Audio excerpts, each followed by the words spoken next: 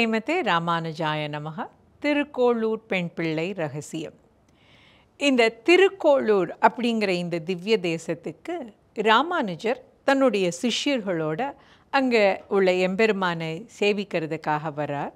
அப்படி ராமானுஜர் திருக்கோளூருக்குள்ளே வரும்பொழுது அந்த ஊரை சேர்ந்த ஒரு பெண், இந்த ஊர் இனிமேல் நம்ம இருக்க முடியாது அப்படிங்கிற ஒரு நிலையில் தன்னுடைய பொருட்கள் எல்லாம் மூட்டை முடிச்சாக கட்டிண்டு தட்டுமுட்டு சாமானெல்லாம் எடுத்து வச்சுட்டு அந்த ஊரை விட்டு வெளியில் புறப்பட்டு போகிற மாதிரி வெளியில் வர, அப்படி வருகின்ற பெண்ணை பார்த்து, எல்லோருக்கும் புகும் ஊராய் இருக்க உனக்கு மட்டும் போகும் ஊராய் இருக்கிறதே அப்படின்னு ராமானுஜர் கேட்குறார். இப்படி கேட்பதற்கும் காரணம் என்னன்னா, நம்மாழ்வார் தன்னுடைய பாசுரமாக உண்ணும் சோறு பருகும் நீர் தின்னும் வெற்றிலை இதெல்லாம் இருக்கும் பொழுது அவர் போகும் ஊர் திருக்கோளூரே அப்படிங்கிறார். அதாவது தன்னுடைய இளமான் ஒரு தன்னுடைய நம்மாழ்வார் தன்னை ஒரு பெண்ணாக பாவித்து கொண்டு அந்த பெண் அவள் எம்பெருமானிடம் காதல் வயப்பட்டு எப்படியாவது எம்பெருமானை போய் அடையணும் அப்படிங்கிற ஒரு எண்ணத்தில் அவளுடைய இடை ஒடிந்து போகிற மாதிரி வேக வேகமாக நடந்து எல்லார்கிட்டையும் வழி கேட்டு அப்படி அவள் போய் சேரும் ஊர் எதுனா திருக்கோளூர். அவள் மட்டும் இல்லை, எல்லாருமே பக்தர்கள் போய் சேரும் ஊர் திருக்கோளூராக இருக்கிறது. அப்படி அனைவரும் வந்து சேருகின்ற நேரத்தில் நீ மட்டும் ஏமா இந்த ஊரை விட்டு போகிற அப்படின்னு கேட்க அந்த பெண் ஒவ்வொரு விஷயமாக சொல்கிறார். வைணவத்திலேயே உள்ள மிகப்பெரிய சிறப்பு என்னென்னா அடியாருக்கு அடியாராக இருப்பது, எம்பெருமானுக்கு திருத்தொண்டு செய்வது. திருத்தொண்டு செய்கிறது அப்படிங்கிறது அவரவர்களால் அவரவர் தகுதிக்கு உட்பட்டதை செய்வது. யாரால் என்ன செய்ய முடியுமோ அதை செய்யலாம். இப்போ உள்ள ஆலய அமைப்பில் பார்த்தானா திருக்கோவில் எல்லாம் துப்புரவு பணி செய்வது, அங்கே உள்ள ஆலயங்களில் உள்ள விளக்கை தூய்மை பண்ணி கொடுப்பது, கோலங்கள் இடுவது, மாவிலை தோரணம் இடுவது, அங்கே இருக்கிற நந்தவனத்துக்கு நீர் விடுவது, பூத்திருக்கிற பூக்களை பறிக்கிறது, இல்லை என்ன கைங்கரியம் செய்ய முடியுமோ அந்த கைங்கரியத்தை செய்வது. இல்லை அடியார்கள் வரார்கள், அவங்களுக்கு வழி தெரியலைன்னா அவர்களை வழிநடத்தி செல்வது. இப்படி அவரவருக்கு முடிந்த பணியை செய்வது அவருடைய தொண்டுன்னு கருதப்படுகின்ற இந்த வேளையில் இந்த பெண், நான் எதுவுமே செய்யாமல் வீணாக போயிட்டேனே அப்படிங்கிற ஒரு எண்ணத்தில் வைணவத்தில் மிகப்பெரிய தொண்டாற்றியவர்கள் ஒவ்வொருவராக குறிப்பிட்டு அவரை போல நான் ஏதாவது செய்தேனா, இவரை போல ஏதாவது செய்தேனா, நான் பூசை கொடுத்தேனா, இல்லை நான் எம்பெருமானுக்கு கனியை கொடுத்தேனா, இல்லாட்டி அவருக்கு தேரோட்டினேனா, பாகனாக இருந்தேனான்னு ஒவ்வொரு விஷயமாக கேட்டுக்கொண்டு வருகிறார். அப்படி இந்த தொடரிலே நாம் இன்று பார்க்க இருக்கும் வாக்கியம் பூவை கொடுத்தேனோ மாலாக்காரரை போலே அப்படின்னு. இங்கே நாம் பார்க்க போகிறது எங்கன்னா மதுராவுக்கு நாம் போக போகிறோம். மதுராவுக்கு கண்ணன் எப்போ சேர்ந்தான் அப்படின்னா கம்சனோட அவனுக்கு நேரடியாக யுத்தம் நடக்க போகிறது. அதுக்கு முன்னால் தான் கண்ணன் மதுராவுக்கு சேர்ந்தான். முதலாவதாக தேவகிக்கும் வசுதேவருக்கும் திருமணம் நடந்து அந்த திருமண தேரை கம்சன் அவன் ஓட்டிண்டு போகிறான். அப்படி அவன் ஓட்டிண்டு போகும்பொழுது அசரீரி சொல்கிறது, ஏ மூடனே அப்படின்னு அழைத்து, ஏ கம்சா, நீ இப்படி தேரில் யாரை வச்சு அழைச்சின்னு போறியோ அந்த தேவகிக்கு பிறக்க போகிற 8வது குழந்தை உனக்கு யமனாக இருக்கும்னு. அதை கேட்ட உடனே தேவகியை கொன்னுடணுன்னு தன்னுடைய உடைவாளை ஓங்குறான் கம்சன். அப்போது அவனை தடுத்து நிறுத்தி, அதை நீ இப்படி திருமணத்தை அன்னைக்கே கொல்லாதப்பா, இன்றைக்கி தானே திருமணம் ஆயிருக்கு, உனக்கு தான் கெட்ட பேர் வரும், 8 குழந்தை பிறக்கணும், 8வது குழந்தை தானே உனக்கு யமனாக இருக்கும் அப்படின்னு எல்லாம் தடுக்கிறார். அதுக்கப்புறம் தேவகியும் வசுதேவரையும் சிறையில் இட்டு 6 குழந்தைகளை கொன்று 7வது குழந்தை பலராமன் அங்கே 8வது குழந்தையும் கம்சனுடைய பிடியிலிருந்து தப்பித்து விடுகிறது. ஆனாலும் சும்மா இருக்கலை. கம்சனுக்கு அவனுடைய ஆலோசகர்கள் சொல்ல ஒவ்வொரு அரக்கனா அப்படி அவன் நந்தகோபருடைய மாளிகைக்கு ஏவி விட்டுண்டே இருக்கான். பூதனை வரா, பூதனை விஷப்பாலை கொடுத்து குழந்தைய மாய்க்கிறதுக்காக வரா.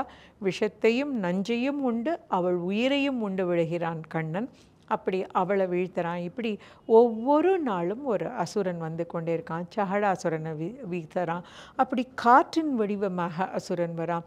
இன்னும் குழந்தைகள்லாம் விளையாடும் பொழுது அங்கே உள்ள ஒரு குதிரையின் கேசியின் வடிவத்தில் ஒரு அசுரன் வரான்.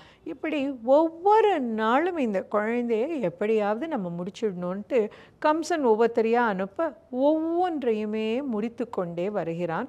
இப்படி எல்லாம் முடிஞ்சவொடனே இனிமேல் ஒன்றும் செய்ய முடியாது, இவனை நேரில் அழைக்கணும் அப்படின்னு நினைக்கிறான்.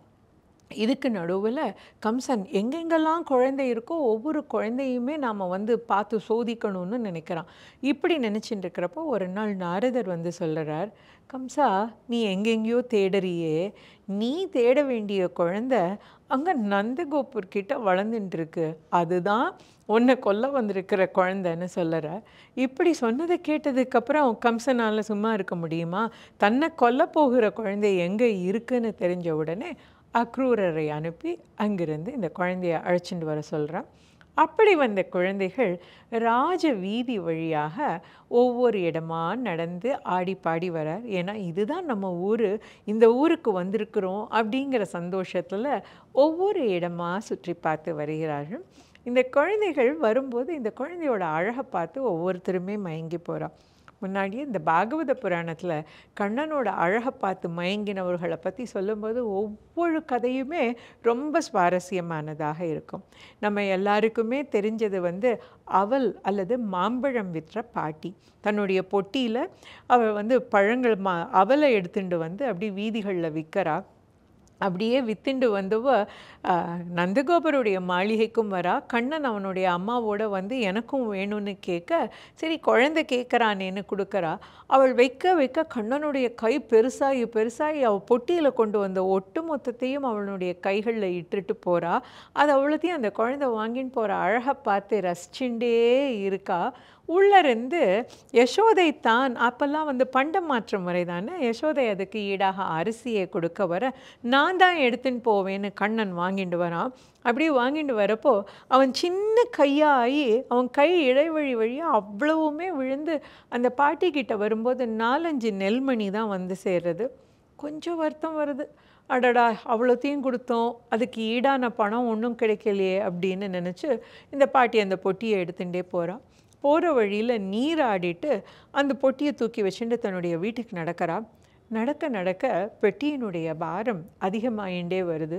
கொஞ்சம் போகும்போது அவளால் நடக்கவே முடியல. எப்படாப்பா வீட்டுக்கு போவோன்னு தோணுறது. அப்படி ரொம்ப கஷ்டப்பட்டு அவள் வீட்டை எட்டி போன போது அந்த பொட்டியை இறக்கி பார்க்குறா. அந்த பொட்டி முழுவதும் நகையும் நட்டும் பணமுமாக இருந்தது. அவள் கண்ணனுடைய அதிசயத்தை, அவன் நிகழ்த்திய அற்புதத்தை பார்த்து மகிழ்ந்து போகிறாள். இப்படி கண்ணன் ஒவ்வொரு நாளும் மாயாஜாலமும் வித்தையும் அதிசயத்தையும் நடத்தினவன். அந்த கண்ணனும் பலராமனும் இப்போ அப்படியே மதுரா வீதிகளில் வரா. மதுரா ஊரே அலங்காரமாக இருக்குது.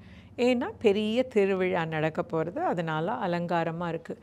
எங்கே பார்த்தாலும் தோரணங்கள், எங்கே பார்த்தாலும் அப்படியே வண்ண விளக்குகள்லாம் இருக்குது.